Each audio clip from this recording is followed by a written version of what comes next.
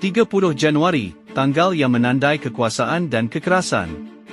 Sejarah tidak selalu ditentukan oleh peperangan besar atau bencana alam semata. Ada kalanya satu tanggal menjadi penanda ketika kekuasaan politik dan senjata negara secara nyata berbalik melukai kemanusiaan.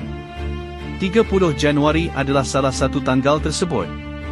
Pada hari ini, sejarah dunia mencatat peristiwa-peristiwa yang menunjukkan bagaimana keputusan politik dan tindakan represif dapat meninggalkan luka mendalam yang bertahan lintas generasi.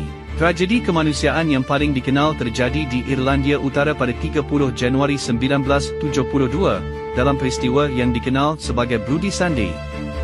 Di Kota Derry, Londonderry, tentara Inggeris menembaki demonstran sipil tak bersenjata yang tengah menuntut hak-hak sipil bagi komunitas Katolik. 14 warga sipil tewas, sebahagian besar ditembak saat berusaha melarikan diri atau menolong korban lain. Insiden ini memperparah konflik panjang yang dikenal sebagai The Troubles, memicu gelombang kemarahan, dan memperpanjang kekerasan politik selama puluhan tahun. Hingga kini, Bloody Sunday dikenang sebagai simbol represi negara terhadap warga sipil dan kegagalan negara melindungi hak dasar manusia. Namun, makna kelam 30 Januari telah terbentuk jauh sebelumnya.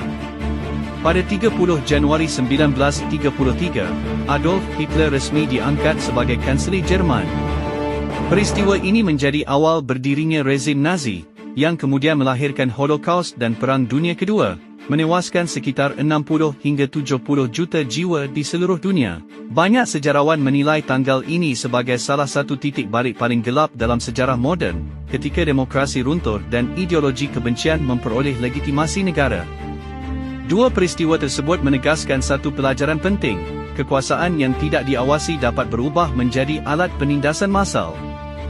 Dengan demikian, 30 Januari bukan sekadar tanggal dalam kalender, melainkan peringatan historis tentang pentingnya menjaga kemanusiaan, hak sipil, dan kewaspadaan terhadap kekuasaan absolut.